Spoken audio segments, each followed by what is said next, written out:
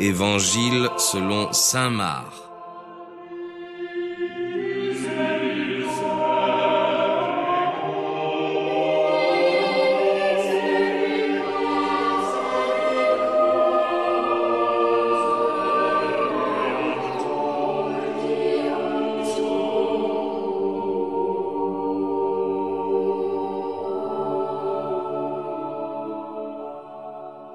Commencement de l'évangile de Jésus-Christ, Fils de Dieu. Selon ce qu'il est écrit dans le prophète Isaïe, « Voici que j'envoie mon ange devant ta face, et il préparera ton chemin devant toi. Voix de celui qui crie dans le désert, préparez le chemin du Seigneur, rendez droits ses sentiers. » Jean était dans le désert, baptisant et prêchant le baptême de pénitence pour la rémission des péchés. Et tout le pays de Judée et tous les habitants de Jérusalem venaient à lui. Et ils étaient baptisés par lui dans le fleuve du Jourdain, confessant leurs péchés. Or Jean était vêtu de poils de chameau. Il avait une ceinture de cuir autour de ses reins, et il se nourrissait de sauterelles et de miel sauvage. Et il prêchait en disant, « Il vient après moi, celui qui est plus puissant que moi, et je ne suis pas digne de délier en me baissant la courroie de ses sandales. Moi je vous ai baptisé dans l'eau, mais lui, il vous baptisera dans l'Esprit Saint. » Or il arriva qu'en ces jours-là, Jésus vint de Nazareth en Galilée, et il fut baptisé par Jean dans le Jourdain. Et soudain, comme il sortait de l'eau, il vit les cieux s'ouvrir, et l'Esprit comme une colombe descendre et s'arrêter sur lui. Et une voix se fit entendre des cieux, « Tu es mon Fils bien-aimé, en toi j'ai mis mes complaisances. » Et aussitôt l'Esprit le poussa dans le désert. Il passa dans le désert 40 jours et 40 nuits, et il était tenté par Satan. Et il était avec les bêtes sauvages, et les anges le servaient. Mais, après que Jean eut été mis en prison, Jésus vint en Galilée, prêchant l'évangile du royaume de Dieu, et disant, « Le temps est accompli, et le royaume de Dieu est proche. Faites pénitence, et croyez à l'évangile. » Or, comme il passait le long de la mer de Galilée, il vit Simon et André, son frère, qui jetaient leurs filets dans la mer, car ils étaient pêcheurs. Et Jésus leur dit, « Suivez-moi, et je vous ferai devenir pêcheurs d'hommes. » Et aussitôt, laissant leur filet, ils le suivirent. De là, s'étant un peu avancé, il vit Jacques, fils de Zébédée, et Jean, son frère, qui était aussi dans une barque, raccommodant leur filet. Et aussitôt, il les appela. Et ayant laissé Zébédée, leur père, dans la barque avec les mercenaires, ils le suivirent. Ils entrèrent dans Capharnaüm, et aussitôt, le jour du sabbat, entrant dans la synagogue, il les instruisait. Et ils étaient frappés de sa doctrine, car il les instruisait comme ayant autorité, et non pas comme les scribes.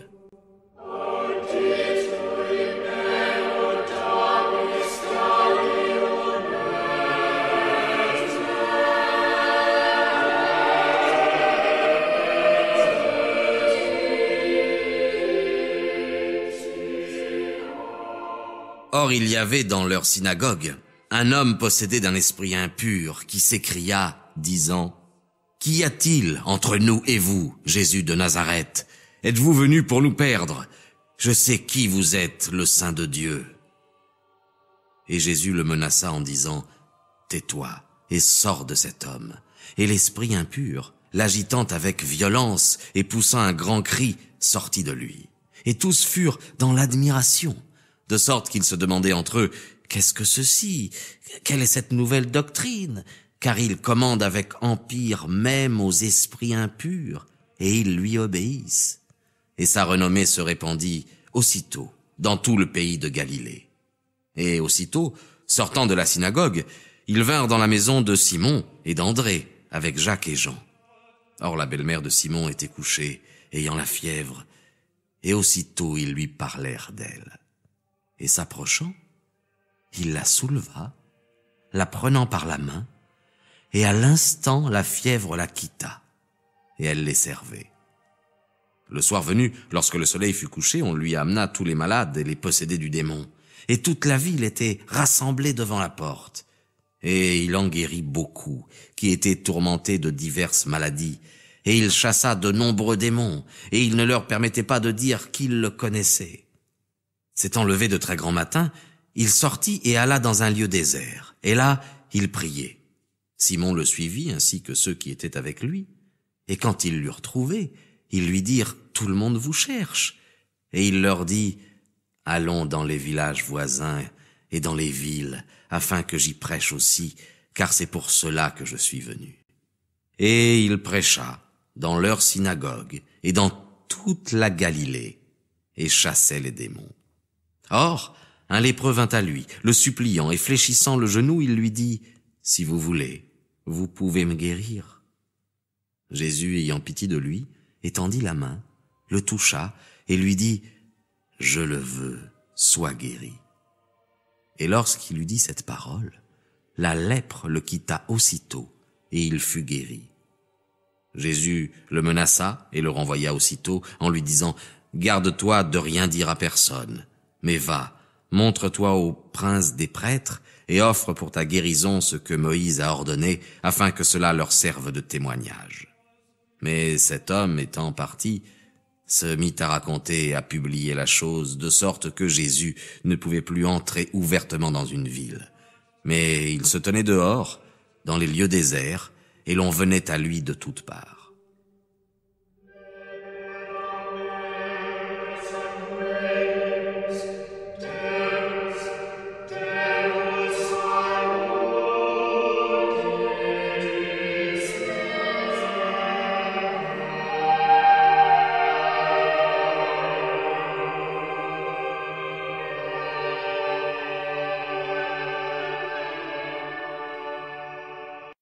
Quelques jours après, il entra de nouveau dans Capharnaüm, et on apprit qu'il était dans une maison, et il s'y rassembla un si grand nombre de personnes que l'espace même qui était devant la porte ne pouvait les contenir. Et il leur prêchait la parole.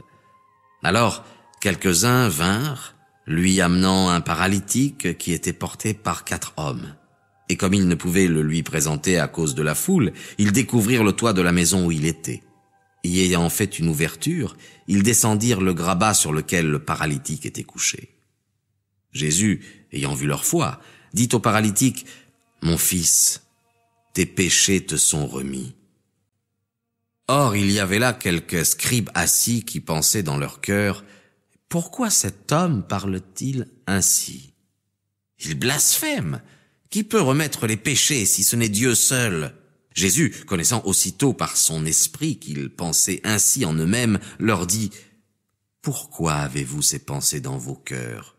Lequel est le plus aisé de dire au paralytique, « Tes péchés te sont remis » ou de dire, « Lève-toi, prends ton grabat et marche » Or, afin que vous sachiez que le Fils de l'homme a sur la terre le pouvoir de remettre les péchés, il dit au paralytique, « Je te l'ordonne, lève-toi, prends ton grabat et va dans ta maison. » Et aussitôt, il se leva, et ayant pris son grabat, il s'en alla en présence de tous, de sorte qu'ils furent tous dans l'admiration, et qu'ils rendaient gloire à Dieu en disant, « Jamais nous n'avons rien vu de semblable. » Jésus, étant de nouveau sorti du côté de la mer, toute la foule venait à lui, et il les enseignait.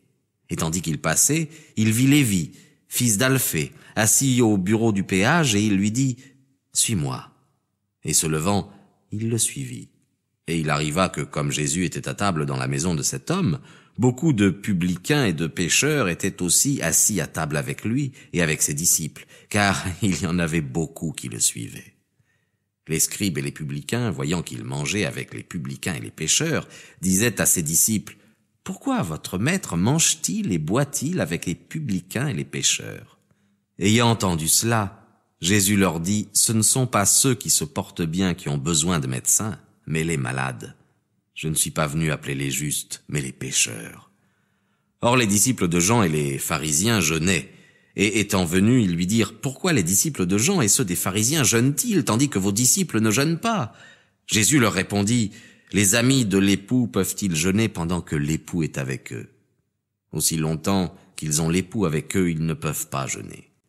Mais les jours viendront où l'époux leur sera enlevé, et alors ils jeûneront en ces jours-là.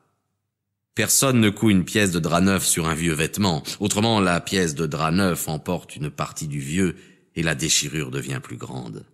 Et personne ne met du vin nouveau dans de vieilles outres, autrement le vin rompra les outres, et le vin se répandra, et les outres seront perdues. Mais le vin nouveau doit être mis dans des outres neuves. » Il arriva encore que le Seigneur, passant le long des blés un jour de sabbat, ses disciples se mirent, chemin faisant, à arracher des épis. Et les pharisiens lui disaient, « Voyez, pourquoi font-ils le jour du sabbat ce qui n'est pas permis ?» Il leur dit, « N'avez-vous jamais lu ce que fit David lorsqu'il fut dans le besoin et qu'il eut faim, lui et ceux qui l'accompagnaient? Comment il entra dans la maison de Dieu au temps du grand prêtre Abiatar et mangea les pains de proposition qu'il n'était permis qu'aux prêtres de manger et en donna à ceux qui étaient avec lui? » Il leur disait encore, « Le sabbat a été fait pour l'homme et non pas l'homme pour le sabbat. C'est pourquoi le Fils de l'homme est maître même du sabbat. »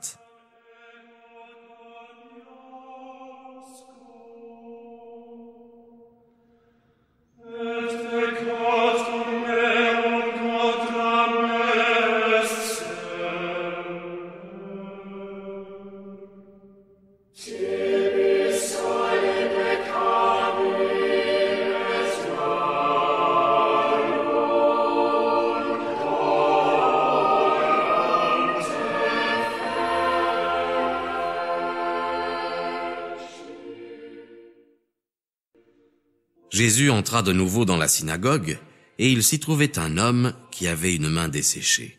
Et il l'observait pour voir s'il le guérirait le jour du sabbat, afin de l'accuser.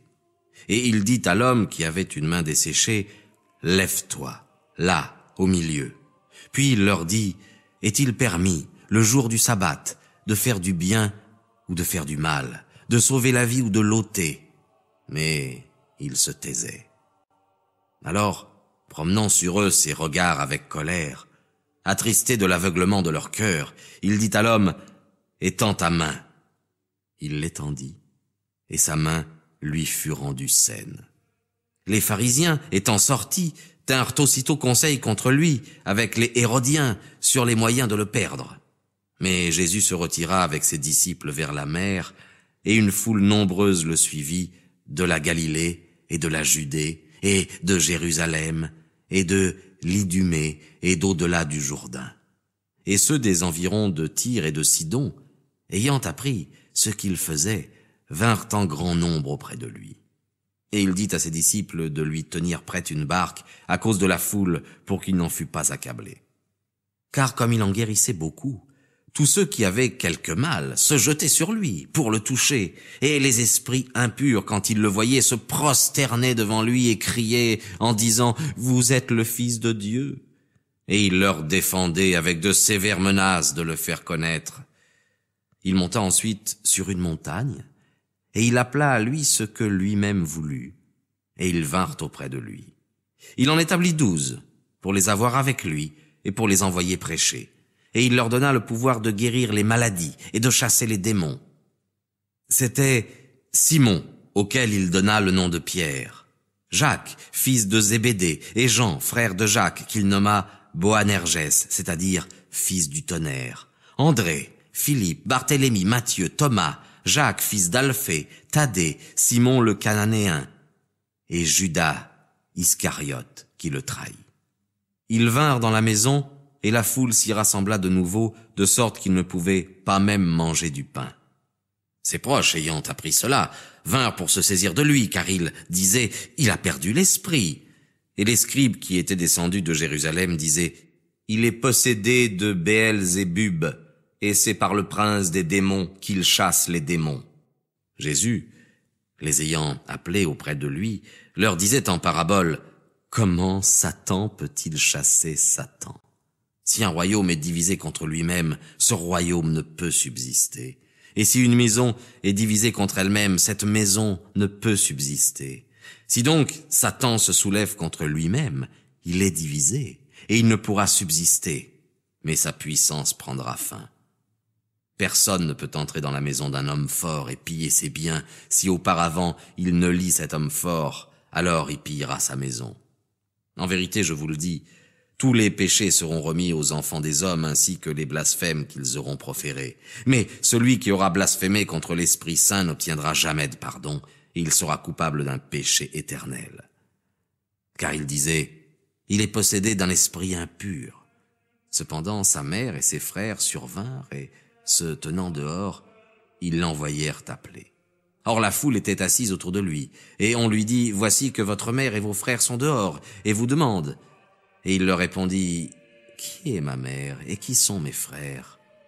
Et promenant ses regards sur ceux qui étaient assis autour de lui, il dit, voici ma mère et mes frères.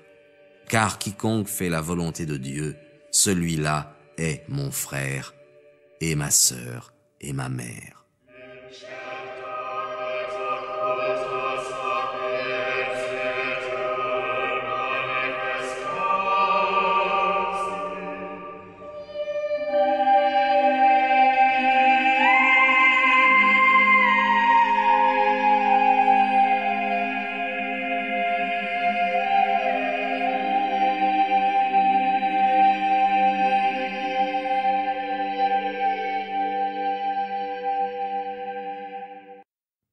Il se mit de nouveau à enseigner auprès de la mer, et une foule nombreuse se rassembla autour de lui, de sorte qu'il monta dans une barque et s'assit sur la mer, et toute la foule était à terre au bord de la mer.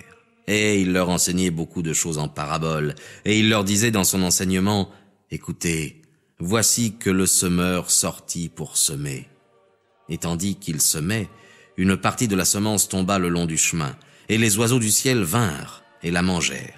Une autre partie tomba dans des endroits pierreux, où elle n'avait pas beaucoup de terre, et elle leva aussitôt, parce que la terre n'avait pas de profondeur. Et lorsque le soleil se fut levé, elle fut brûlée, et comme n'avait pas de racines, elle sécha. Une autre partie tomba dans les épines, et les épines montèrent et l'étouffèrent, et elle ne donna pas de fruit. Une autre partie tomba dans une bonne terre, et elle donna du fruit qui montait et croissait, de sorte qu'un grain rapporta 30, un autre 60, un autre 100. Et il disait, que celui qui a des oreilles pour entendre, entende. Lorsqu'il se trouva seul, les 12 qui étaient avec lui l'interrogèrent sur cette parabole. Et il leur disait, à vous, il a été donné de connaître le mystère du royaume de Dieu. Mais pour ceux qui sont dehors, tout se passe en parabole, afin que, regardant, ils voient et ne voient pas, et qu'écoutant, ils écoutent et ne comprennent pas, de peur qu'ils ne se convertissent et que leurs péchés ne leur soient pardonnés. Il leur dit, vous ne comprenez pas cette parabole? Comment donc comprendrez-vous toutes les paraboles? Celui qui sème, sème la parole. Il en est qui sont le long du chemin où la parole est semée, et lorsqu'ils l'ont entendue, Satan vient aussitôt et enlève la parole qui avait été semée dans leur cœur.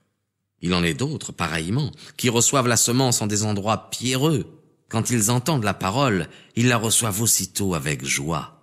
Mais n'ayant pas de racines en eux-mêmes, ils ne durent qu'un temps.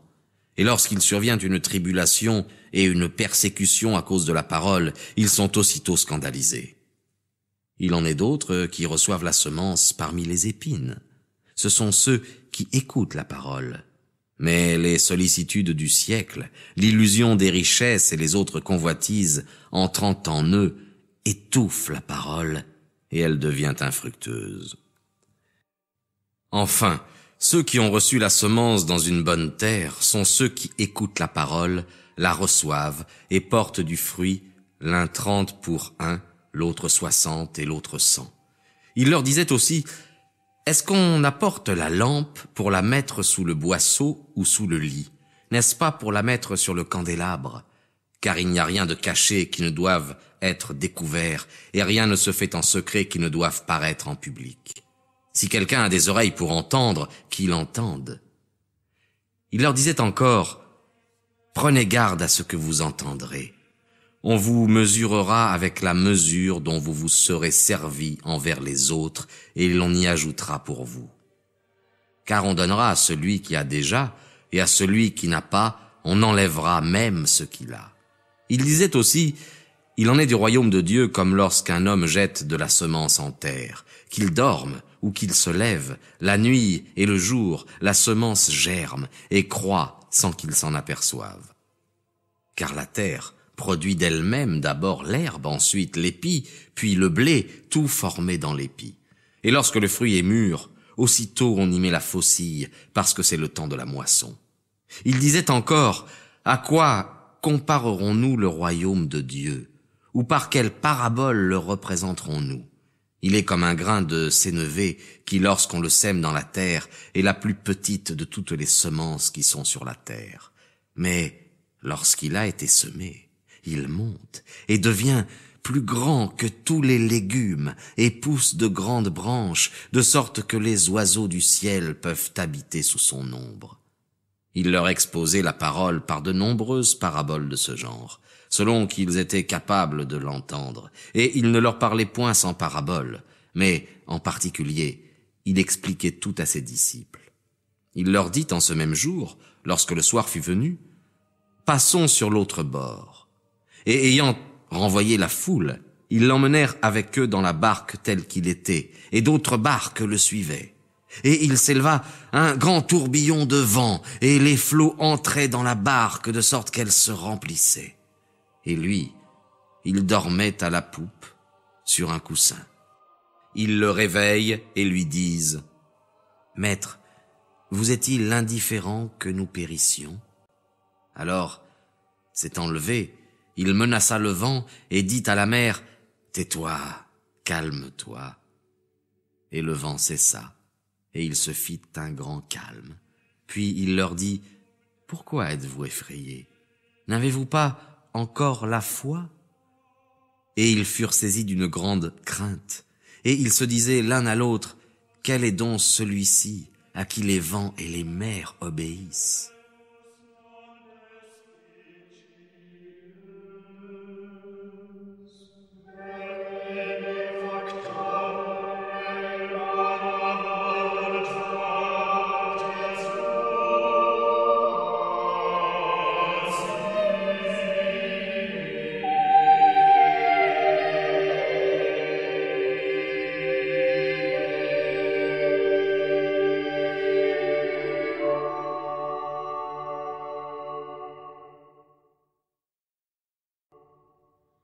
Ils arrivèrent de l'autre côté de la mer, au pays des Géraséniens.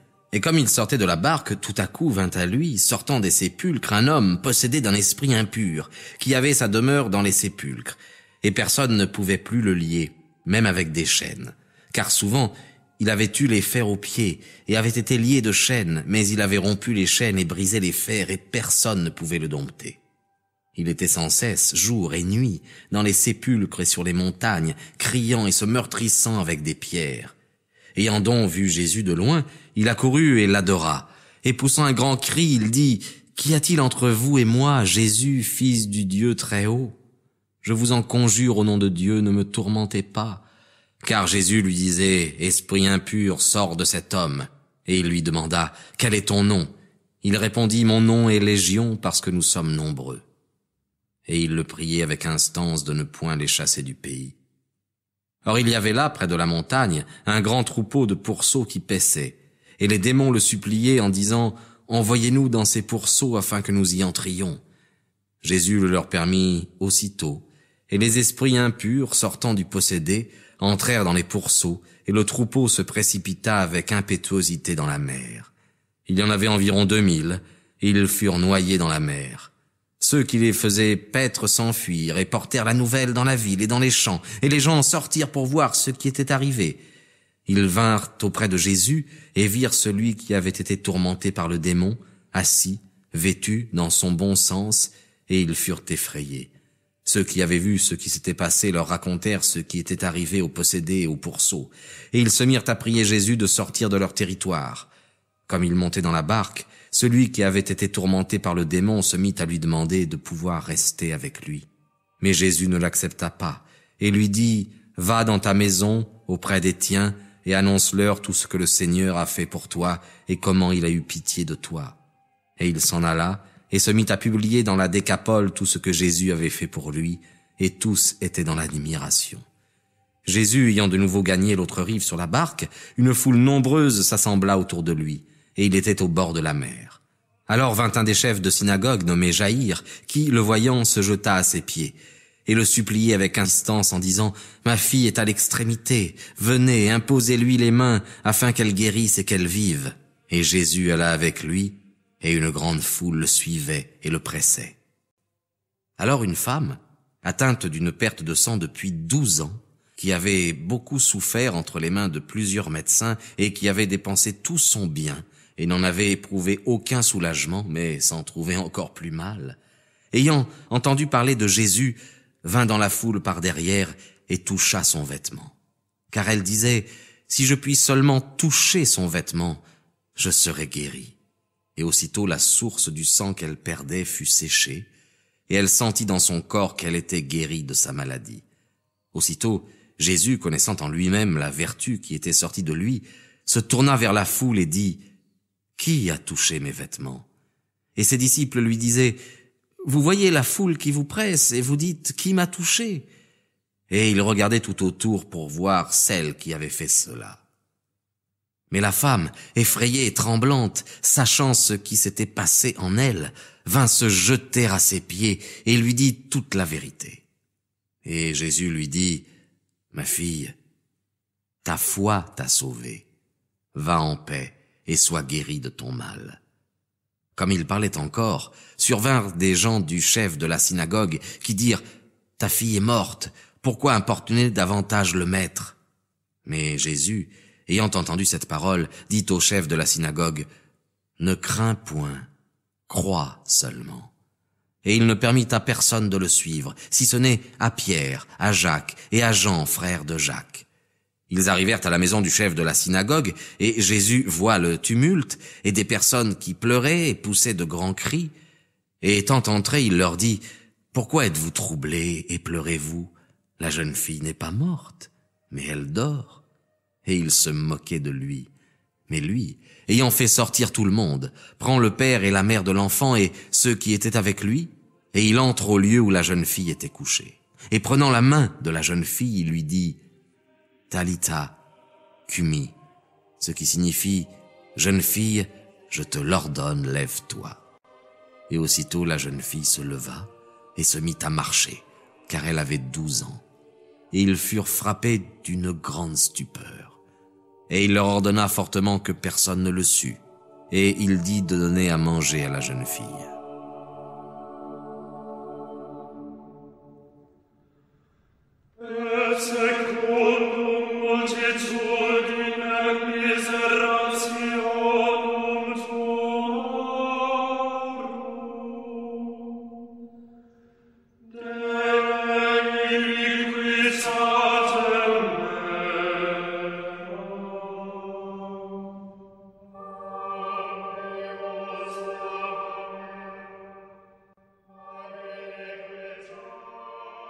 Étant sorti de là, il alla dans son pays, et ses disciples le suivaient. Le jour du sabbat étant venu, il se mit à enseigner dans la synagogue, et beaucoup de ceux qui l'entendaient, étonnés de sa doctrine, disaient « D'où lui viennent toutes ces choses? Quelle est cette sagesse qui lui a été donnée? Et d'où vient que de telles merveilles se font par ses mains? N'est-ce pas là le charpentier, fils de Marie, frère de Jacques, de Joseph, de Jude et de Simon? Et ses sœurs ne sont-elles pas ici avec nous? » Et ils se scandalisaient à son sujet. Et Jésus leur dit, « Un prophète n'est sans honneur que dans sa patrie, et dans sa maison, et dans sa parenté. » Et il ne put faire là aucun miracle, si ce n'est qu'il guérit un petit nombre de malades en leur imposant les mains. Il s'étonnait de leur incrédulité, et il parcourait les villages d'alentour, en enseignant. Alors, il appela les 12, et il se mit à les envoyer 2 à 2, et il leur donna puissance sur les esprits impurs. Et il leur commanda de ne rien prendre pour le chemin, si ce n'est un bâton seulement, ni sac, ni pain, ni argent dans leur bourse, mais de chausser leurs sandales et de ne pas revêtir 2 tuniques. Et il leur disait, « Dans quelque maison que vous entriez, demeurez-y jusqu'à ce que vous partiez de ce lieu. Et lorsqu'on ne voudra pas vous recevoir, ni vous écouter, sortez de là et secouez la poussière de vos pieds en témoignage contre eux. » Étant donc parti, il prêchait qu'on fit pénitence, et il chassait de nombreux démons, et il oignait d'huile de nombreux malades et les guérissait. Or le roi Hérode entendit parler de Jésus, car son nom était devenu célèbre, et il disait, « Jean-Baptiste est ressuscité d'entre les morts, et c'est pour cela qu'il se fait par lui des miracles. » D'autres disaient, « C'est Élie », d'autres encore disaient, « C'est un prophète, comme l'un des anciens prophètes. » Ayant entendu cela, Hérode dit, « Ce Jean, à qui j'ai fait trancher la tête, c'est lui qui est ressuscité d'entre les morts. » Car Hérode avait envoyé prendre Jean Il l'avait enchaîné en prison à cause d'Hérodiade, femme de son frère Philippe, qu'il avait épousée. Car Jean disait à Hérode, « Il ne t'est pas permis d'avoir la femme de ton frère. » Or Hérodiade tendait des pièges à Jean et voulait le faire mourir, mais elle ne le pouvait pas, car Hérode craignait Jean, sachant qu'il était un homme juste et saint, et il le gardait, faisait beaucoup de choses selon ses avis et l'écoutait volontiers. Mais il arriva un jour opportun. À l'anniversaire de sa naissance, Hérode donna un grand festin aux officiers et aux principaux de la Galilée. La fille d'Hérodiade étant entrée et ayant dansé et ayant plu à Hérode et à ceux qui étaient à table avec lui, le roi dit à la jeune fille, « Demande-moi ce que tu voudras et je te le donnerai. » Et il fit ce serment, « Tout ce que tu me demanderas, je te le donnerai, quand ce serait la moitié de mon royaume. » Elle, étant sortie, dit à sa mère, « Que demanderai-je » Sa mère lui dit, « La tête de Jean-Baptiste. » Et étant rentrée aussitôt en hâte auprès du roi, elle fit sa demande en disant, « Je veux que tu me donnes à l'instant sur un plat la tête de Jean-Baptiste. » Le roi fut attristé. Mais à cause de son serment et de ceux qui étaient à table avec lui, il ne voulut pas l'affliger par un refus. Il envoya donc un de ses gardes et lui ordonna d'apporter la tête de Jean sur un plat. Le garde le décapita dans la prison, et il apporta sa tête sur un plat et la donna à la jeune fille, et la jeune fille la donna à sa mère. L'ayant appris, les disciples de Jean vinrent et prirent son corps et le mirent dans un sépulcre. Or les apôtres, revenant auprès de Jésus, lui racontèrent tout ce qu'ils avaient fait et tout ce qu'ils avaient enseigné. Et il leur dit, « Venez à l'écart dans un lieu désert et reposez-vous un peu. » Car ceux qui allaient et venaient étaient nombreux, et ils n'avaient pas même le temps de manger. Montant donc dans une barque, ils se retirèrent à l'écart dans un lieu désert. Mais beaucoup les virent partir et en eurent connaissance, et ils accoururent à pied de toutes les villes et arrivèrent avant eux. Jésus, sortant de la barque, vit une foule nombreuse, et il en eut compassion, parce qu'ils étaient comme des brebis qui n'ont point de pasteur, et il se mit à leur enseigner beaucoup de choses. Comme l'heure était déjà fort avancée, ses disciples s'approchèrent de lui en disant, « Ce lieu est désert, et il est déjà tard. Renvoyez-les afin qu'ils aillent dans les villages et les bourgs voisins et s'y achètent de quoi manger. » Il leur répondit, « Donnez-leur vous-même à manger. » Ils lui dirent, « Irons-nous donc acheter pour 200 deniers de pain afin de leur donner à manger ?» Et il leur dit, « Combien avez-vous de pain? Allez et voyez. » Et lorsqu'ils s'en furent informés, ils dirent 5 et 2 poissons. Alors il leur commanda de les faire tous asseoir par groupes sur l'herbe verte. Et ils s'assirent par troupes de 100 et de 50. Ayant pris les 5 pains et les 2 poissons, levant les yeux au ciel, il les bénit. Puis il rompit les pains et les donna à ses disciples, afin qu'ils les présentassent au peuple. Il partagea aussi les 2 poissons entre tous. Tous mangèrent et furent rassasiés. Et des morceaux de pain qui étaient restés et des poissons, ils apportèrent 12 corbeilles pleines. Or ceux qui avaient mangé étaient au nombre de 5000 hommes. Aussitôt, il obligea ses disciples de monter dans la barque et de le précéder sur l'autre rive, vers Bethsaïda, pendant qu'il congédierait le peuple. Et lorsqu'il l'eut congédié, il s'en alla sur la montagne pour prier. Le soir étant venu, la barque était au milieu de la mer, et Jésus était seul à terre. Et voyant qu'ils avaient beaucoup de peine à ramer, car le vent leur était contraire, vers la 4e veille de la nuit, il vint à eux, marchant sur la mer, et il voulait les devancer. Mais eux, le voyant marcher sur la mer, crurent que c'était un fantôme, et ils poussèrent des cris, car ils le virent tous et furent épouvantés. Mais aussitôt, il leur parla et leur dit, « Ayez confiance, c'est moi, ne craignez point. » Il monta ensuite avec eux dans la barque, et le vent cessa. Et ils s'étonnaient de plus en eux-mêmes, car ils n'avaient pas compris le miracle des pains, parce que leur cœur était aveuglé.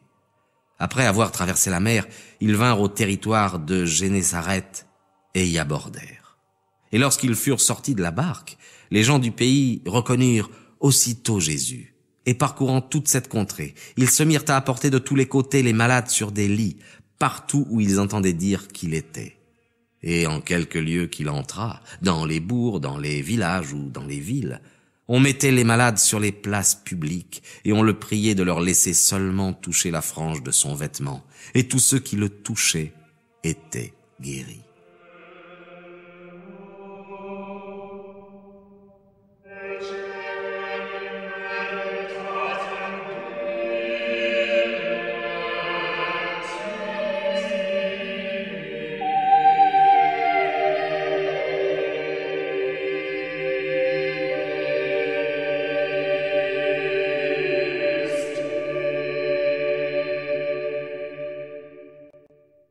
Les pharisiens et quelques scribes venus de Jérusalem s'assemblèrent auprès de Jésus.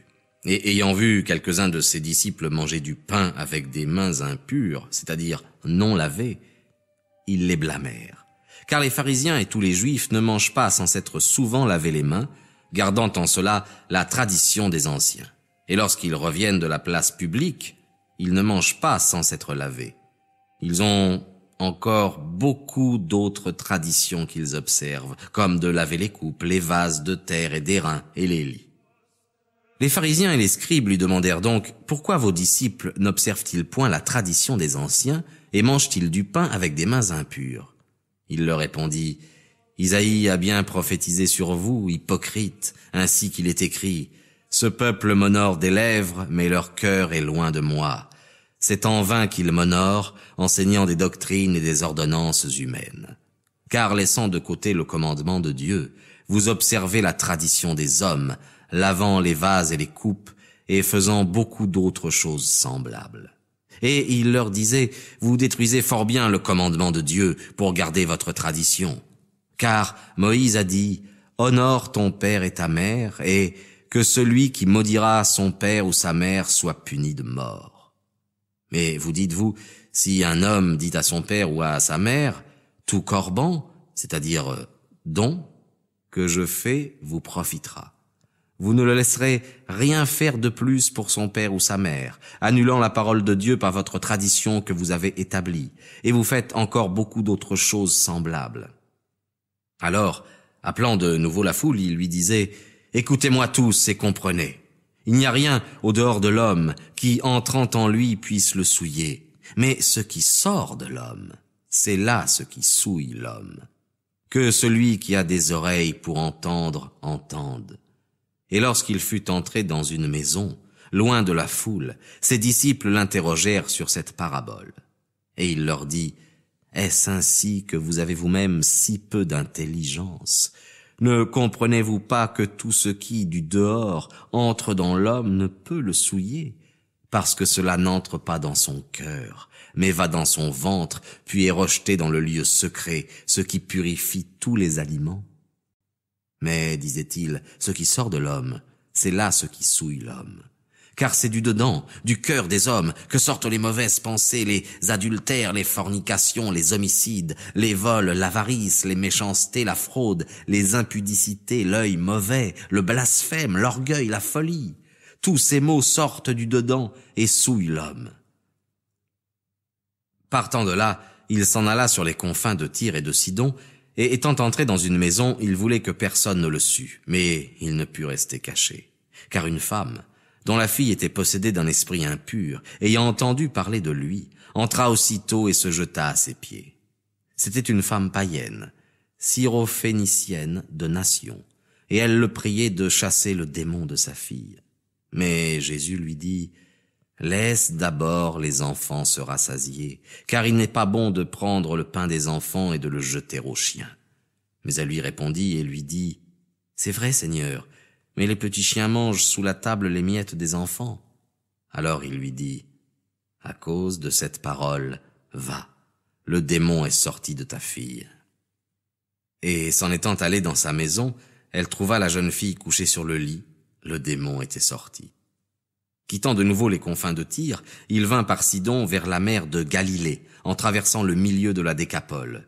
Et on lui amena un homme sourd et muet, et on le suppliait de lui imposer les mains. Alors, Jésus, le tirant à part de la foule, lui mit les doigts dans les oreilles et lui toucha la langue avec sa salive. Et levant les yeux au ciel, il soupira et lui dit « Ephéta », c'est-à-dire « Ouvre-toi ». Et aussitôt ses oreilles furent ouvertes et le lien de sa langue fut rompu et il parlait distinctement. Il leur défendit de le dire à personne, mais plus il le leur défendait, plus il le publiait, et plus ils étaient saisis d'admiration, disant « Il a bien fait toutes choses, il a fait entendre les sourds et parler les muets. »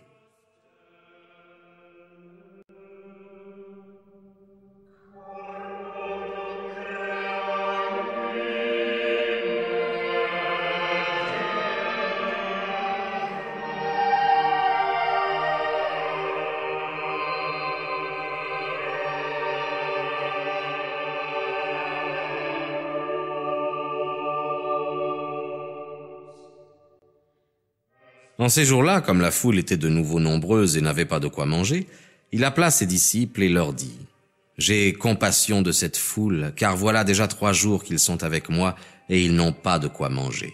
Et si je les renvoie à jeun dans leur maison, leurs forces leur manqueront en chemin, car quelques-uns d'entre eux sont venus de loin. » Ses disciples lui répondirent « Comment pourrait-on les rassasier de pain ici, dans le désert ?» Et il leur demanda « Combien avez-vous de pain ?» Ils lui dirent « 7. » Alors il ordonna à la foule de s'asseoir par terre, et prenant les 7 pains, et ayant rendu grâce, il les rompit, et les donna à ses disciples pour les distribuer, et ils les distribuèrent à la foule. Ils avaient encore quelques petits poissons, il les bénit aussi, et les fit distribuer. Ils mangèrent donc et furent rassasiés, et on emporta 7 corbeilles pleines des morceaux qui étaient restés. Or ceux qui mangèrent étaient environ 4000, et il les renvoya. Et aussitôt, montant dans une barque avec ses disciples, il alla dans le pays de Dalmanuta. Les pharisiens survinrent et se mirent à discuter avec lui, lui demandant un signe du ciel pour le tenter. Mais Jésus, gémissant dans son cœur, dit « Pourquoi cette génération demande-t-elle un signe ?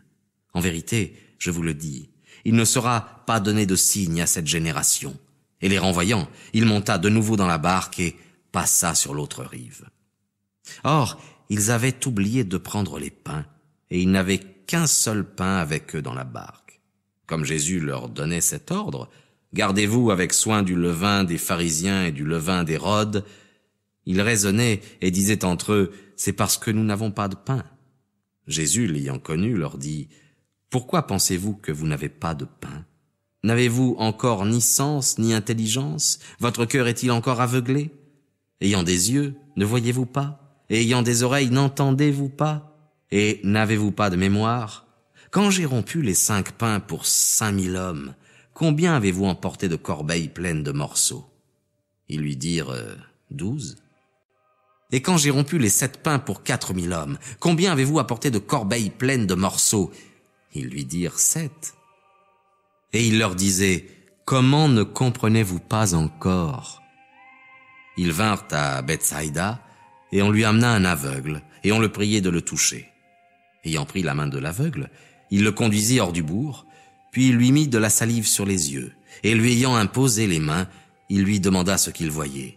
Celui-ci, regardant, répondit « Je vois les hommes marcher, semblables à des arbres. » Jésus lui mit de nouveau les mains sur les yeux, et il commença à voir, et il fut si bien guéri qu'il voyait toutes choses distinctement.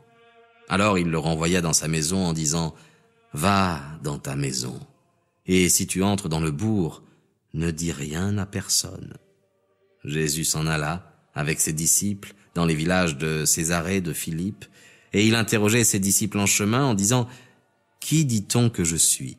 Ils lui répondirent « Jean-Baptiste, les autres Élie, les autres l'un des prophètes. » Alors il leur dit « Mais vous, qui dites-vous que je suis ?» Pierre, répondant, lui dit « Vous êtes le Christ ?» Et il leur défendit avec menace de dire cela à personne.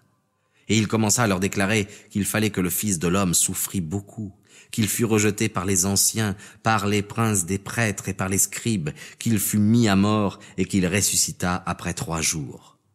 Et il parlait de ces choses ouvertement. Alors Pierre, le tirant à part, se mit à le reprendre. Mais lui, se retournant et regardant ses disciples, réprimanda Pierre en disant « Va derrière moi, Satan, car tu n'as pas le goût des choses de Dieu, mais des choses des hommes. » Et ayant appelé à lui la foule avec ses disciples, il leur dit « Si quelqu'un veut me suivre, qu'il renonce à soi-même, et qu'il porte sa croix, et qu'il me suive.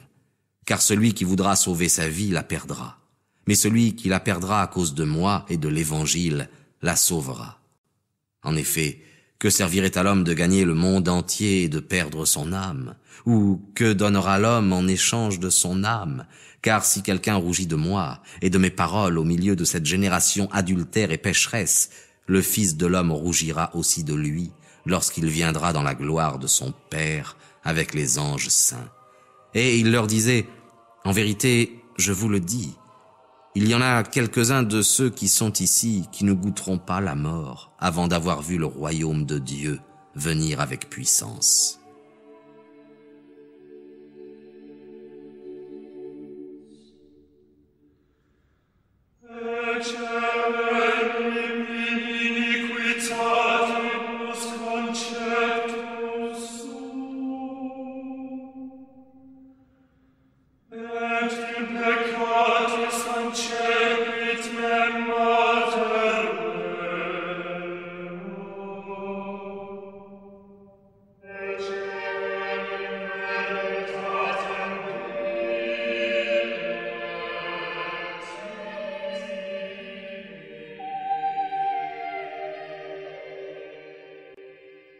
Six jours après, Jésus prit Pierre, Jacques et Jean et les conduisit seuls à l'écart sur une haute montagne, et il fut transfiguré devant eux.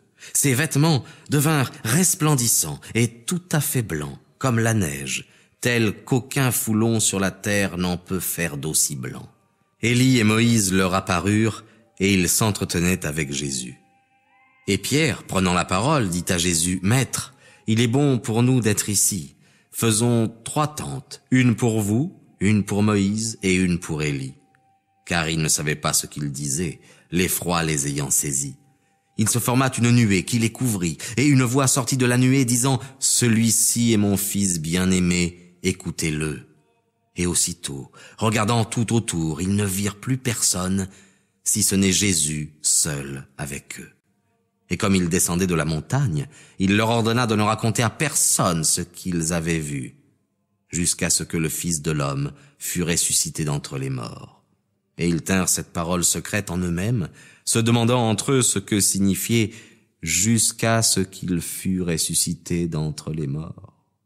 Et ils l'interrogeaient en disant « Pourquoi donc les pharisiens et les scribes disent-ils qu'il faut qu'Élie vienne d'abord ?» Il leur répondit « Élie, lorsqu'il viendra d'abord, rétablira toutes choses, et comme il est écrit du Fils de l'homme, il souffrira beaucoup et sera méprisé.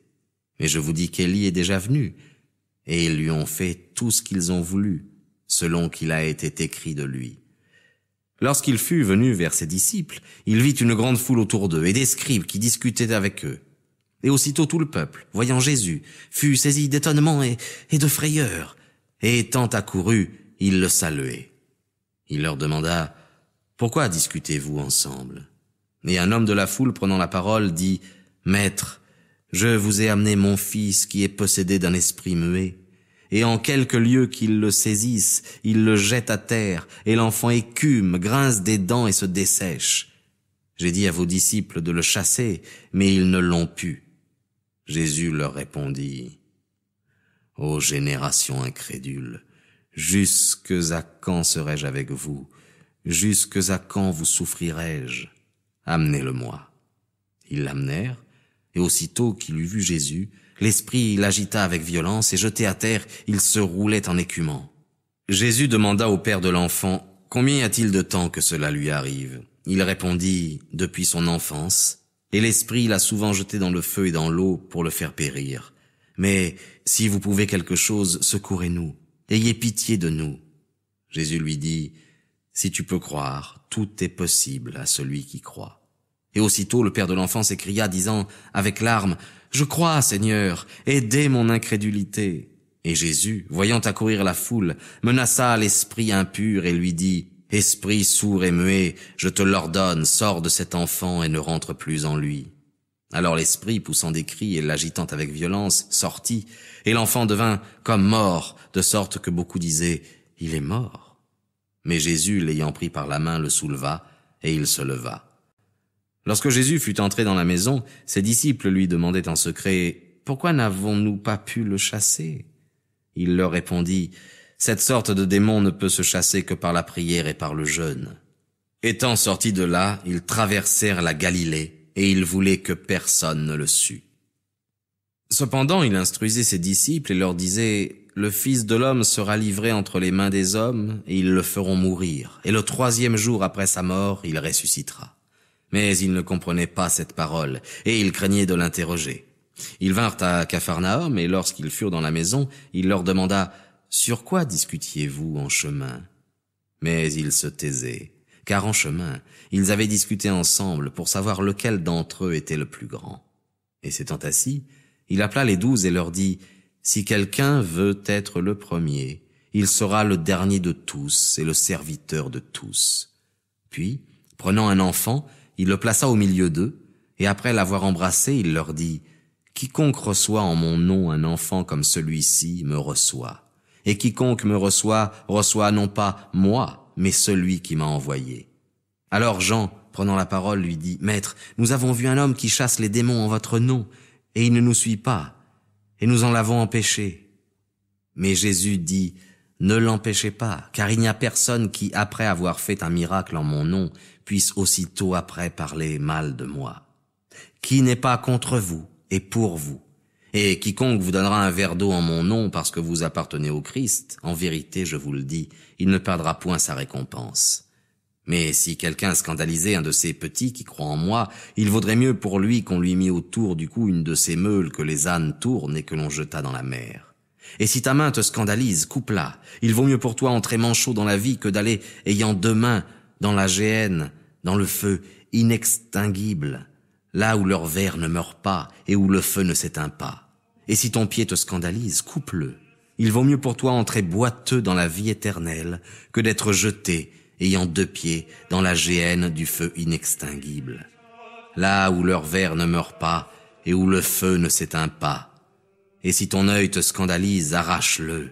Il vaut mieux pour toi entrer borgne dans le royaume de Dieu que d'être jeté, ayant 2 yeux, dans la géhenne de feu, là où leur ver ne meurt pas et où le feu ne s'éteint pas. Car tous seront salés par le feu, comme toute victime est salée par le sel. Le sel est bon, mais si le sel devient fade, avec quoi l'assaisonnerez-vous? Ayez du sel en vous, et ayez la paix entre vous.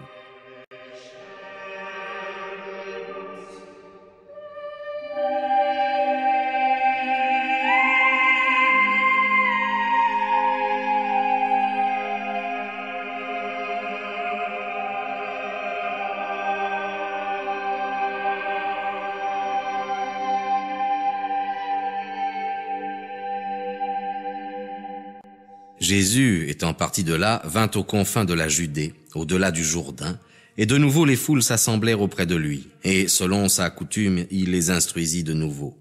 Et s'approchant, les pharisiens lui demandèrent pour le tenter, « Est-il permis à un homme de renvoyer sa femme ?»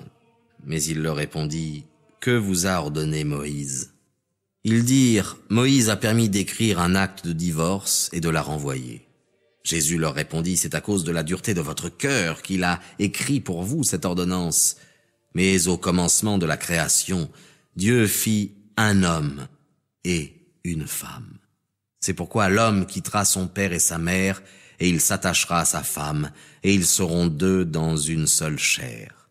Ainsi, ils ne sont plus 2, mais une seule chair. Ce que Dieu a uni, que l'homme ne le sépare donc pas. » Dans la maison, ses disciples l'interrogèrent encore sur le même sujet. Et il leur dit, « Quiconque renvoie sa femme et en épouse une autre commet un adultère à l'égard de celle-là. Et si une femme renvoie son mari et en épouse un autre, elle commet un adultère. » On lui présentait de petits enfants afin qu'il les touchât, mais les disciples repoussaient durement ceux qui les présentaient. Jésus, les voyant, fut indigné et leur dit, « Laissez venir à moi les petits enfants. Et ne les empêchez pas, car le royaume de Dieu est à ceux qui leur ressemblent. En vérité, je vous le dis, Quiconque ne recevra pas le royaume de Dieu comme un petit enfant n'y entrera point. » Et les embrassant et imposant les mains sur eux, il les bénissait. Comme il se mettait en chemin, quelqu'un accourut, et fléchissant le genou devant lui, il lui demandait « Bon maître, que ferai-je pour acquérir la vie éternelle ?» Jésus lui dit « Pourquoi m'appelles-tu bon? Personne n'est bon si ce n'est Dieu seul. Tu connais les commandements. Ne commets pas l'adultère, ne tue pas, ne dérobe pas, ne porte pas de faux témoignages, ne fais tort à personne, honore ton père et ta mère. » Il lui répondit « Maître, j'ai observé toutes ces choses depuis ma jeunesse. » Jésus, l'ayant regardé, l'aima et lui dit « Il te manque une chose. Va, vends tout ce que tu as et donne-le aux pauvres, et tu auras un trésor dans le ciel. Puis viens et suis-moi. » Mais lui, affligé de cette parole, s'en alla triste, car il avait de grands biens. Alors Jésus, regardant autour de lui, dit à ses disciples qu'il est difficile à ceux qui ont des richesses d'entrer dans le royaume de Dieu. Les disciples étaient stupéfaits de ces paroles. Mais Jésus, reprenant, leur dit « Mes petits enfants, qu'il est difficile à ceux qui se confient dans les richesses d'entrer dans le royaume de Dieu. Il est plus facile à un chameau de passer par le trou d'une aiguille qu'à un riche d'entrer dans le royaume de Dieu. » Ils furent encore plus étonnés, et ils se disaient les uns et les autres « Et qui donc peut être sauvé ?» Jésus, les regardant, dit « Cela est impossible aux hommes, mais non pas à Dieu, car tout est possible à Dieu. » Alors Pierre se mit à lui dire « Nous, voici que nous avons tout quitté et que nous vous avons suivi. » Jésus répondit « En vérité, je vous le dis, personne ne quittera sa maison, ou ses frères, ou ses sœurs, ou son père, ou sa mère, ou ses enfants, ou ses champs, pour moi et pour l'Évangile, qu'il ne reçoive 100 fois autant, maintenant, en ce temps présent, des maisons, des frères, des sœurs, des mères, des enfants et des champs, avec des persécutions, et dans le siècle futur, la vie éternelle.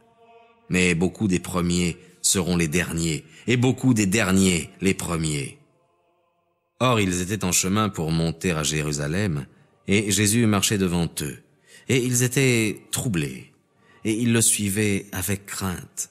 Et prenant de nouveau les 12 à part, il se mit à leur dire ce qui devait lui arriver. « Voici que nous montons à Jérusalem, et le Fils de l'homme sera livré aux princes des prêtres, et aux scribes, et aux anciens, et ils le condamneront à mort, et ils le livreront aux gentils. Et ils l'insulteront, et cracheront sur lui, et le flagelleront, et le feront mourir, et il ressuscitera le 3e jour. » Alors Jacques et Jean, fils de Zébédée, s'approchèrent de lui en disant « Maître, nous voulons que vous fassiez pour nous tout ce que nous demanderons. » Mais il leur dit « Que voulez-vous que je fasse pour vous ?» Et ils dirent « Accordez-nous d'être assis, l'un à votre droite, l'autre à votre gauche, dans votre gloire. » Mais Jésus leur répondit « Vous ne savez pas ce que vous demandez. Pouvez-vous boire le calice que je dois boire, ou être baptisé du baptême dont je dois être baptisé ?» Ils lui dirent « Nous le pouvons. » Mais Jésus leur dit « Vous boirez en effet le calice que je dois boire, et vous serez baptisés du baptême dont je dois être baptisé. Mais quant à être assis à ma droite ou à ma gauche, il ne m'appartient pas de vous le donner à vous, mais à ceux pour lesquels cela a été préparé. » Et les 10 autres, entendant cela, commencèrent à s'indigner contre Jacques et Jean. Mais Jésus, les appelant, leur dit « Vous savez que ceux qui sont regardés comme les chefs des nations les dominent, et que leurs princes ont puissance sur elles. Il n'en est pas de même parmi vous, mais quiconque voudra devenir le plus grand sera votre serviteur, et quiconque voudra être le premier parmi vous sera le serviteur de tous. Car le Fils de l'homme lui-même n'est pas venu pour être servi, mais pour servir, et pour donner sa vie comme la rançon d'un grand nombre. » Ils vinrent ensuite à Jéricho, et comme il partait de Jéricho avec ses disciples et une foule considérable, le fils de Timée, Bartimée l'aveugle, était assis sur le bord du chemin demandant l'aumône. Ayant appris que c'était Jésus de Nazareth, il se mit à crier et à dire « Jésus, fils de David, ayez pitié de moi !» Et beaucoup le menaçaient pour qu'il se tût. Mais il criait bien plus fort « Fils de David, ayez pitié de moi !»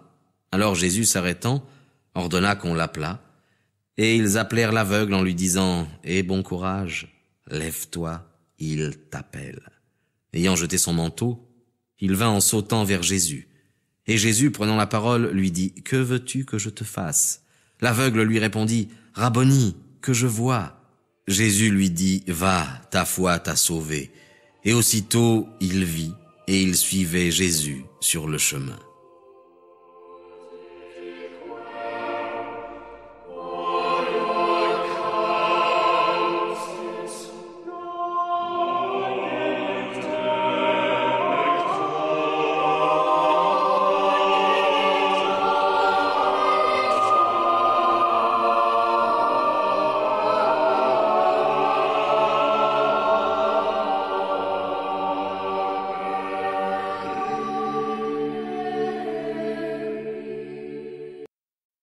Comme ils approchaient de Jérusalem et de Béthanie, vers la montagne des Oliviers, il envoya 2 de ses disciples, et il leur dit, « Allez au village qui est devant vous, et aussitôt que vous y serez entrés, vous trouverez un ânon attaché, sur lequel nul homme ne s'est encore assis.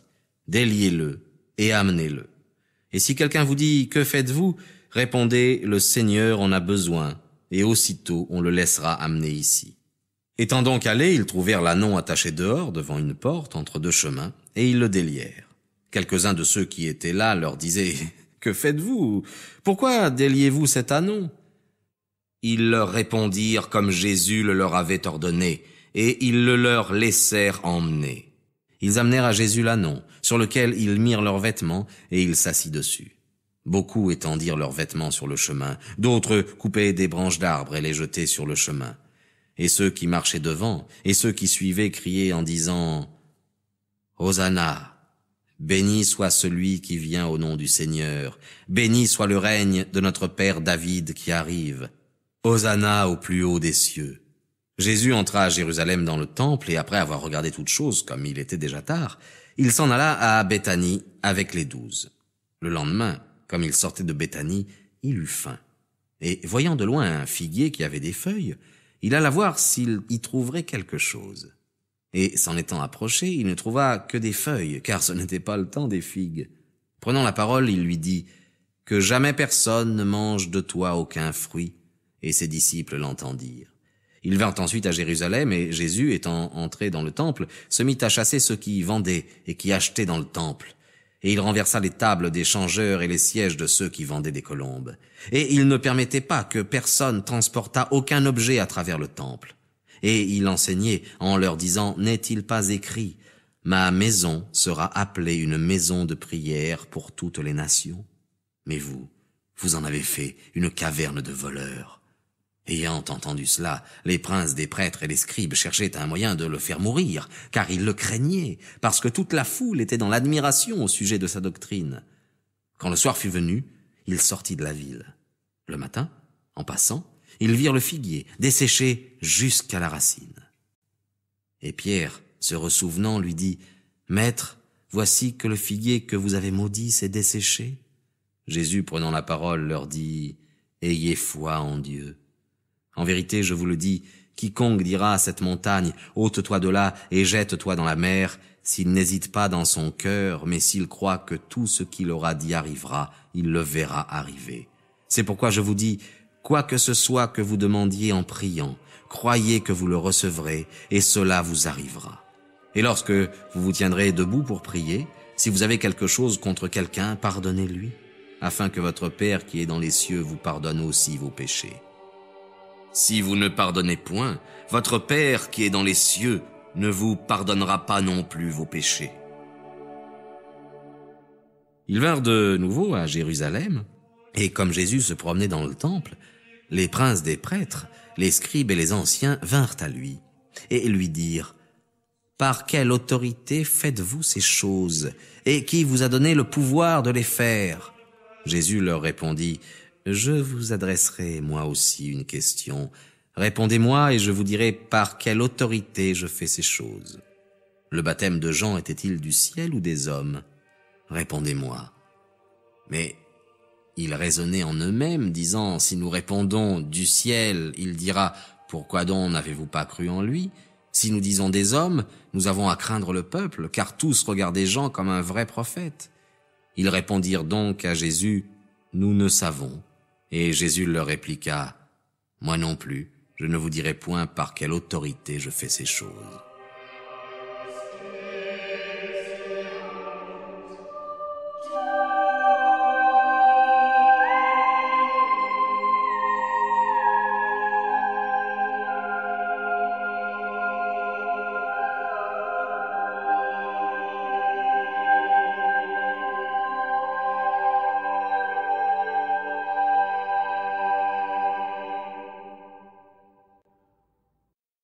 Il se mit ensuite à leur parler en paraboles. Un homme planta une vigne, et l'entoura d'une haie, et creusa un pressoir, et bâtit une tour, et la loua à des vignerons, puis s'en alla dans un pays lointain. Le temps venu, il envoya un serviteur aux vignerons pour recevoir d'eux du fruit de la vigne. Mais l'ayant saisi, ils le battirent et le renvoyèrent les mains vides. Il leur envoya de nouveau un autre serviteur, et ils le blessèrent à la tête et le chargèrent d'outrage. Il en envoya de nouveau un autre, qu'ils tuèrent, puis plusieurs autres dont ils battirent les uns et tuèrent les autres.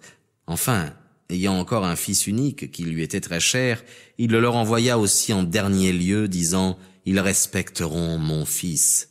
Mais les vignerons dirent entre eux « Voici l'héritier, venez, tuons-le et l'héritage sera à nous. » Et s'étant saisis de lui, ils le tuèrent et le jetèrent hors de la vigne. Que fera donc le maître de la vigne? Il viendra et fera périr les vignerons, et il donnera la vigne à d'autres. N'avez-vous pas lu cette parole de l'Écriture? La pierre rejetée par ceux qui bâtissaient est devenue la tête de l'angle. C'est le Seigneur qui a fait cela, et c'est une merveille à nos yeux. Et ils cherchaient à s'emparer de lui, mais ils craignirent la foule, car ils comprirent que c'était pour eux qu'il avait dit cette parabole. Et l'ayant laissé, ils s'en allèrent. Ils envoyèrent auprès de lui quelques-uns des pharisiens et des hérodiens pour le surprendre dans ses paroles.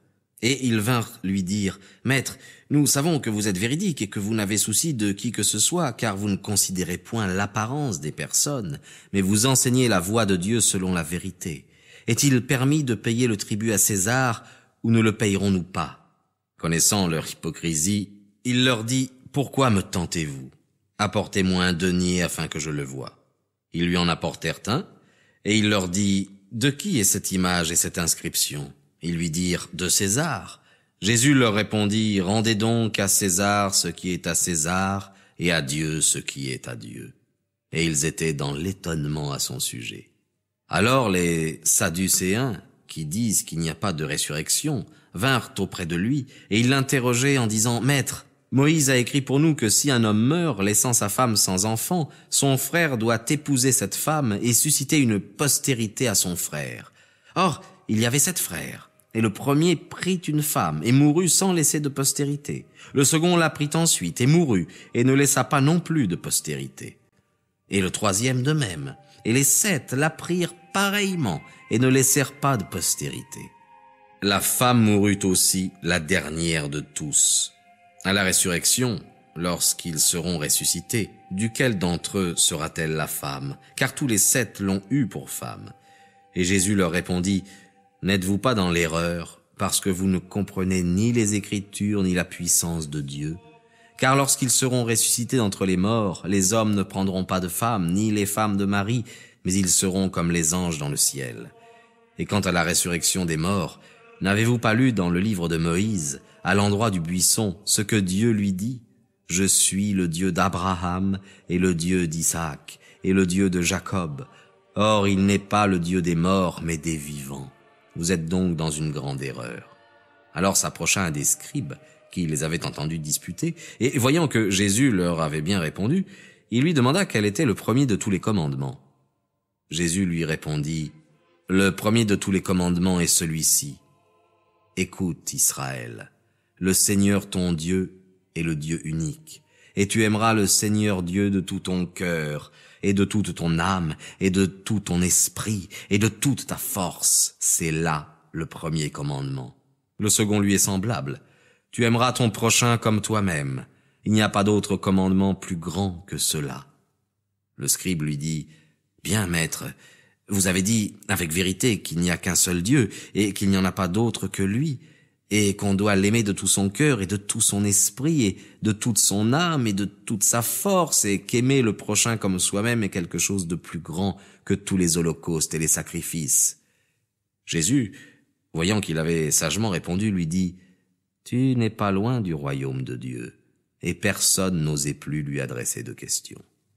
Mais Jésus, enseignant dans le temple, disait « Comment les scribes disent-ils que le Christ est le fils de David ? Car David lui-même a dit par le Saint-Esprit « Le Seigneur a dit à mon Seigneur, assieds-toi à ma droite jusqu'à ce que je fasse de tes ennemis l'escabeau de tes pieds. » Ainsi, David lui-même l'appelle Seigneur. Comment donc est-il son fils ?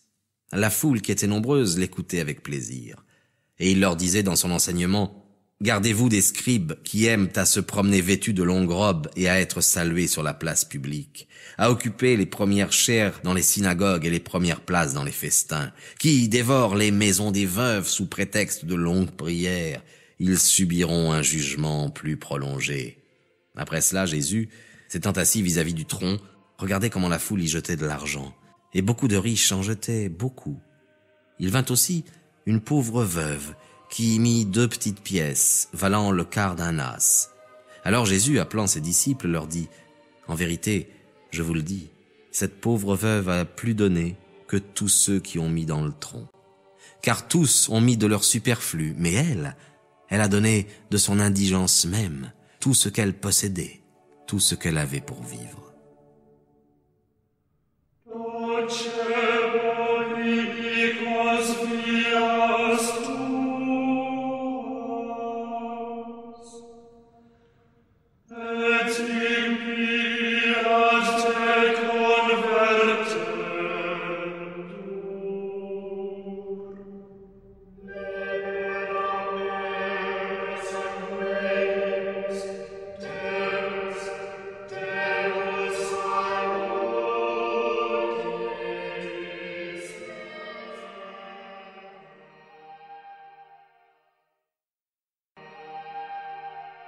Comme il sortait du temple, un des disciples lui dit « Maître, regardez quelle pierre et quelle construction. » Jésus répondant lui dit « Tu vois tous ces grands édifices, il n'en restera pas pierre sur pierre qui ne soit renversée. » Et comme ils étaient assis sur la montagne des Oliviers, en face du temple, Pierre, Jacques, Jean et André lui demandèrent en particulier « Dites-nous quand cela arrivera, et quel signe il y aura quand toutes ces choses commenceront à s'accomplir. » Et Jésus, leur répondant, se mit à dire « Prenez garde que personne ne vous séduise. Car beaucoup viendront sous mon nom, disant « C'est moi le Christ », et ils séduiront beaucoup de monde.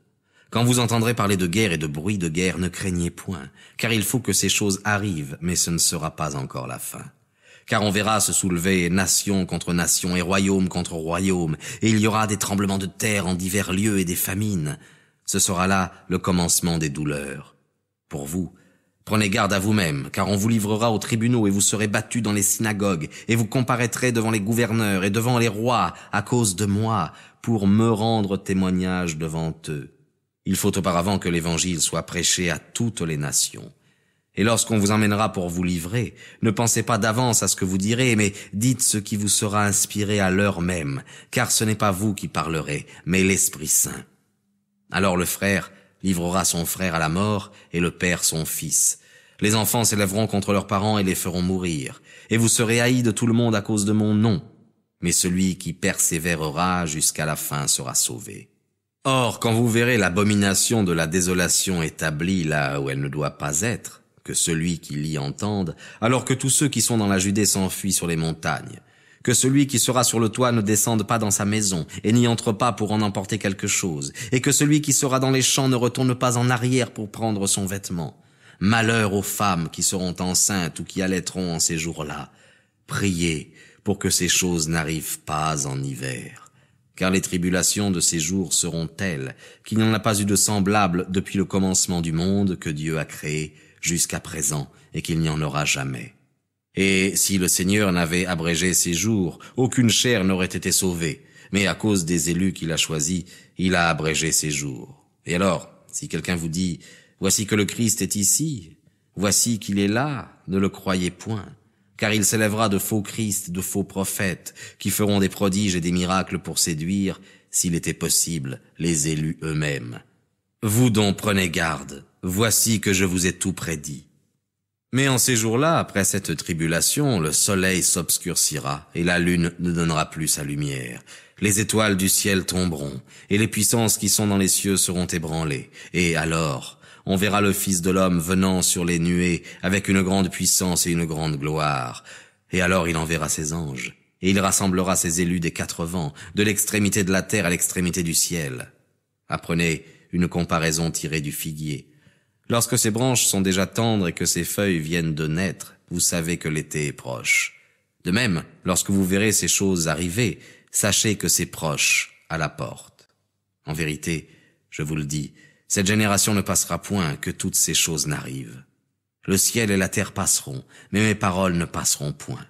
Quant à ce jour ou à cette heure, nul ne sait rien, ni les anges dans le ciel, ni le Fils, mais le Père seul. Prenez garde, veillez et priez, car vous ne savez quand ce temps viendra. Il en sera comme d'un homme qui, s'en allant au loin, laisse sa maison et remet l'autorité à ses serviteurs, marquant à chacun sa tâche et ordonne au portier de veiller. Veillez donc, car vous ne savez pas quand viendra le maître de la maison, si ce sera le soir ou au milieu de la nuit ou au chant du coq ou le matin, de peur que, survenant tout à coup, il ne vous trouve endormi. Ce que je vous dis, je le dis à tous. Veillez.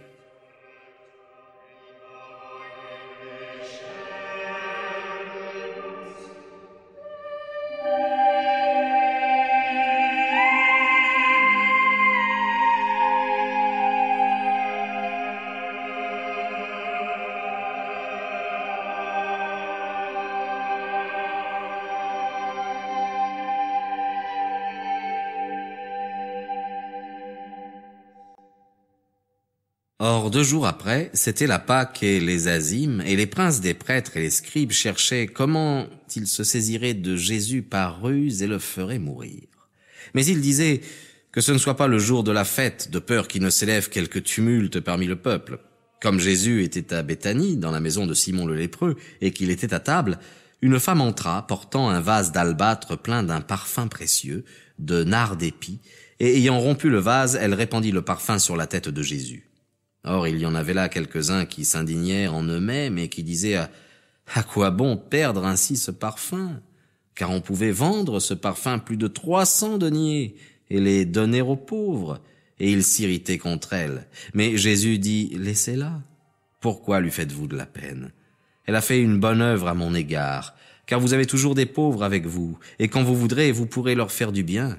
Mais moi, vous ne m'aurez pas toujours. Ce qu'elle a pu, elle l'a fait. Elle a d'avance embaumé mon corps pour la sépulture. En vérité, je vous le dis, partout où sera prêché cet évangile, dans le monde entier, on racontera aussi en mémoire de cette femme ce qu'elle a fait. Alors, Judas Iscariote, l'un des 12, s'en alla vers les princes des prêtres pour leur livrer Jésus. Après l'avoir entendu, ils se réjouirent et promirent de lui donner de l'argent, et ils cherchaient une occasion favorable pour le livrer. Le premier jour des Azymes, où on immolait la Pâque, les disciples lui dirent « Où voulez-vous que nous allions vous préparer ce qu'il faut pour manger la Pâque ?» Et il envoya 2 de ses disciples et leur dit « Allez à la ville, et vous rencontrerez un homme portant une cruche d'eau. Suivez-le. Et en quelque lieu qu'il entre, dites au maître de la maison. Le maître dit « Où est le lieu où je pourrai manger la Pâque avec mes disciples ?» Et il vous montrera une grande chambre haute, toute meublée. Là, faites-nous les préparatifs. » Ses disciples s'en allèrent donc et vinrent dans la ville, et ils trouvèrent les choses comme il le leur avait dit, et ils préparèrent la Pâque. Le soir étant venu, il se rendit là avec les 12. Et tandis qu'ils étaient à table et qu'ils mangeaient, Jésus dit « En vérité, je vous le dis, l'un de vous qui mange avec moi me trahira. » Ils commencèrent à s'attrister et à lui dire l'un après l'autre « Est-ce moi ?» Il leur répondit « C'est l'un des 12 qui met avec moi la main au plat. Pour le Fils de l'homme, il s'en va selon ce qui a été écrit de lui. Mais malheur à l'homme par qui le Fils de l'homme sera trahi. Mieux vaudrait pour cet homme qu'il ne fût pas né. » Pendant qu'ils mangeaient, Jésus prit du pain, et l'ayant béni, il le rompit et le leur donna, en disant « Prenez, ceci est mon corps. » Et ayant pris le calice et rendu grâce, il le leur donna, et ils en burent tous. Et il leur dit, ceci est mon sang, le sang de la nouvelle alliance qui sera répandu pour un grand nombre. En vérité, je vous le dis, désormais je ne boirai plus du fruit de la vigne jusqu'au jour où j'en boirai du nouveau dans le royaume de Dieu. Et après avoir dit l'hymne, ils s'en allèrent à la montagne des Oliviers. Et Jésus leur dit, vous serez tous scandalisés cette nuit à mon sujet, car il est écrit, je frapperai le pasteur et les brebis seront dispersées. Mais après que je serai ressuscité, je vous précéderai en Galilée. Or Pierre lui dit, quand tous seraient scandalisés à votre sujet, je ne le serai pas. Et Jésus lui dit, en vérité, je te le dis, aujourd'hui, pendant cette nuit, avant que le coq ait chanté 2 fois, tu me renieras 3 fois. Mais Pierre insistait encore davantage, quand il me faudrait mourir avec vous, je ne vous renierai pas. Et tous disaient la même chose. Ils allèrent ensuite dans une propriété appelée Gethsémani.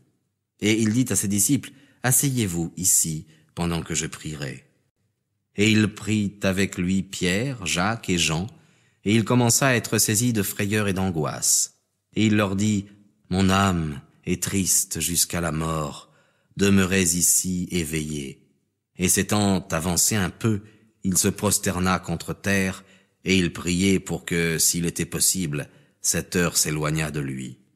Et il dit, Abba, Père, tout vous est possible, transportez ce calice loin de moi. Toutefois, non pas ce que je veux, mais ce que vous voulez. Il vint vers les disciples, et il les trouva endormis. Et il dit à Pierre, Simon, tu dors? Tu n'as pas pu veiller 1 heure? Veillez et priez afin que vous n'entriez point en tentation. L'esprit est prompt, mais la chair est faible. Et s'en allant de nouveau, il pria, redisant les mêmes paroles. Et étant venu, il les trouva encore endormis, car leurs yeux étaient appesantis de sommeil, et ils ne savaient que lui répondre. Il revint pour la 3e fois, et il leur dit, dormez maintenant et reposez-vous. C'est assez, l'heure est venue. Voici que le Fils de l'homme va être livré aux mains des pécheurs. Levez-vous, allons. Voici que celui qui me livrera est proche. Et comme il parlait encore, Judas Iscariote, l'un des 12, vint, et avec lui une grande foule, armée d'épées et de bâtons, envoyés par les grands prêtres et les scribes et les anciens. Or celui qui le trahissait leur avait donné ce signal en disant, « Celui que je baiserai, c'est lui. Saisissez-le et emmenez-le avec précaution. » Étant donc arrivé, il s'approcha aussitôt de Jésus et dit, « Maître, je vous salue. » Et il le baisa. Alors, ils mirent les mains sur Jésus et le saisirent. Un de ceux qui étaient présents tirant son épée frappa le serviteur du grand prêtre et lui coupa l'oreille. Jésus, prenant la parole, leur dit, « Vous êtes venus comme contre un voleur armé d'épées et de bâtons pour me prendre. Tous les jours j'étais au milieu de vous, enseignant dans le temple, et vous ne m'avez point arrêté, mais c'est pour que les Écritures soient accomplies. » Alors ses disciples, l'abandonnant, s'enfuirent tous. Cependant, un jeune homme le suivait, couvert seulement d'un drap, et ils le saisirent. Mais lui, rejetant le drap, s'enfuit nu de leurs mains. Ils emmenèrent Jésus chez le grand prêtre, où s'assemblèrent tous les prêtres, les scribes et les anciens. Pierre le suivit de loin, jusque dans la cour du grand prêtre, et il s'assit auprès du feu avec les serviteurs, et il se chauffait. Cependant les princes des prêtres et tout le conseil cherchaient un témoignage contre Jésus pour le faire mourir, et ils n'en trouvaient point. Car beaucoup rendaient de faux témoignages contre lui, mais les témoignages ne s'accordaient pas. Quelques-uns, se levant, portèrent un faux témoignage contre lui en disant « Nous l'avons entendu dire, je détruirai ce temple fait de main d'homme, et en 3 jours j'en bâtirai un autre qui ne sera pas fait de main d'homme. » Mais leurs témoignages ne concordaient pas. Alors le grand prêtre, se levant au milieu de l'assemblée, interrogea Jésus en disant « Tu ne réponds rien à ce que ces hommes déposent contre toi ?» Mais Jésus se taisait, et il ne répondit rien. Le grand prêtre l'interrogea de nouveau et lui dit « Es-tu le Christ, le Fils du Dieu béni ?» Jésus lui répondit « Je le suis. Et vous verrez le Fils de l'homme assis à la droite de la puissance de Dieu et venant sur les nuées du ciel. » Alors le grand prêtre, déchirant ses vêtements, dit « Qu'avons-nous encore besoin de témoins? Vous avez entendu le blasphème, que vous en semble ?» Tous le condamnèrent comme méritant la mort. Alors quelques-uns commencèrent à cracher sur lui, et à lui voiler le visage, et à le frapper à coups de poing, et à lui dire « Prophétise !» et les valets le meurtrissaient de souffler. Tandis que Pierre était en bas, dans la cour, une des servantes du grand prêtre survint, Et ayant vu Pierre qui se chauffait, elle le regarda et dit, « Toi aussi tu étais avec Jésus de Nazareth. » Mais il le nia en disant, « Je ne sais pas, et je ne comprends pas ce que tu dis. » Et il sortit dehors, devant la cour, et le coq chanta. La servante, l'ayant vu de nouveau, se mit à dire à ceux qui étaient présents, « Celui-ci est un d'entre eux. » Mais il le nia de nouveau. Et peu après, ceux qui étaient présents dirent encore à Pierre, « Certainement, tu es un d'entre eux, car tu es aussi galiléen. » Il se mit alors à faire des imprécations et à dire avec serment, « Je ne connais pas cet homme dont vous parlez. » Et aussitôt le coq chanta de nouveau, et Pierre se souvint de la parole que Jésus lui avait dite, « Avant que le coq chante 2 fois, tu me renieras 3 fois. » Et il se mit à pleurer.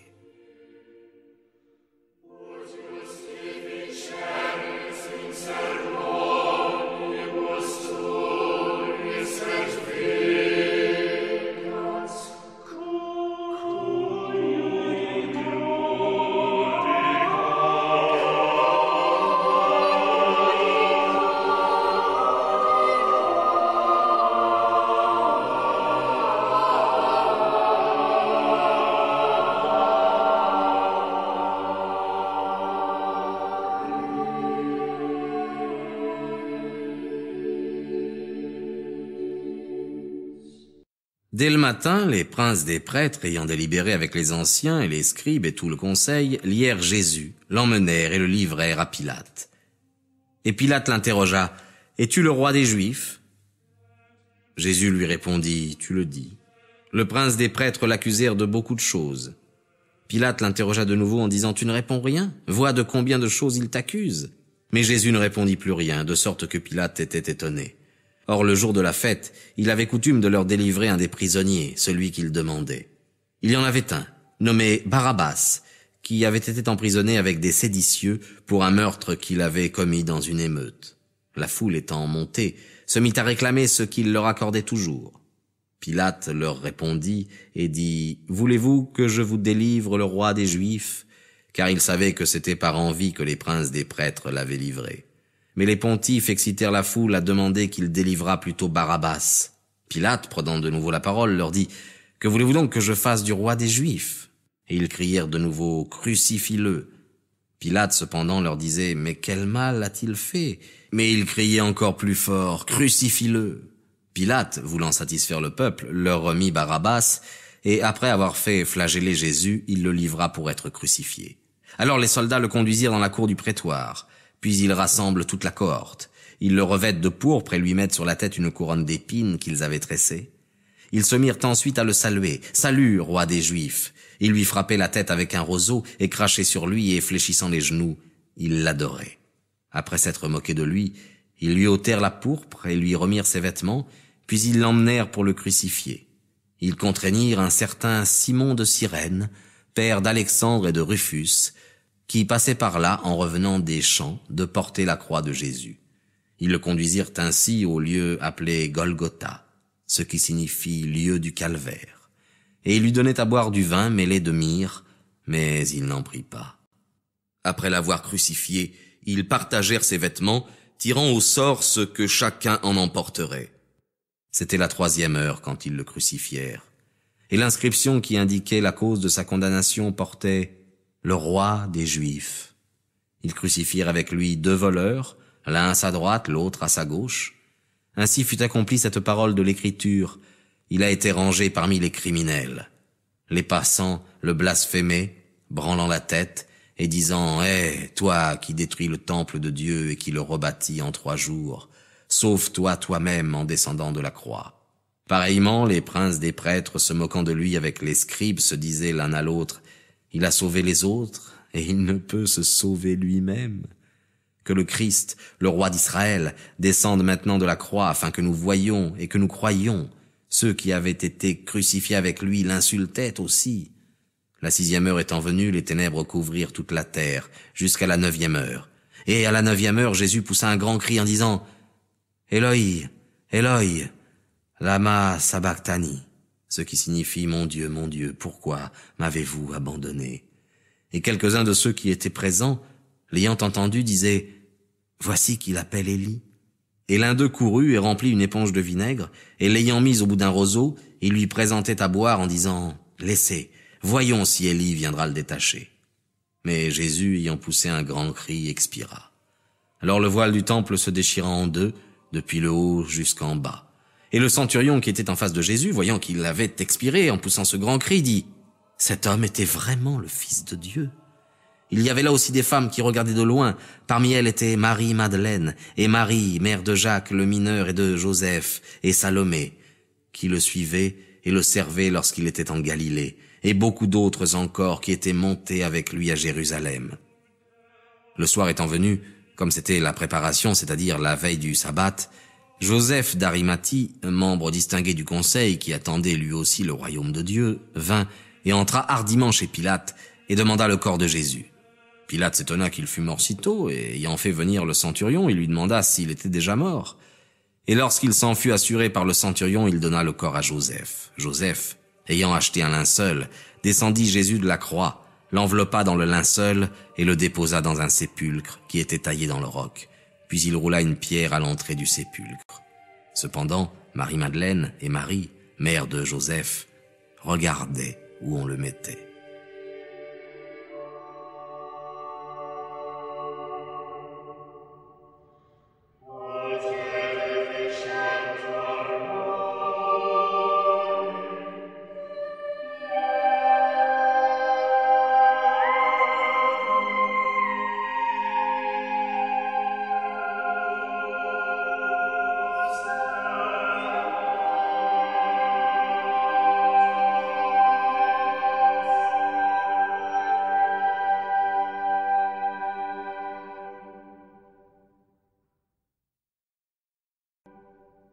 Lorsque le sabbat fut passé, Marie-Madeleine et Marie, mère de Jacques, et Salomé achetèrent des parfums pour venir embaumer Jésus.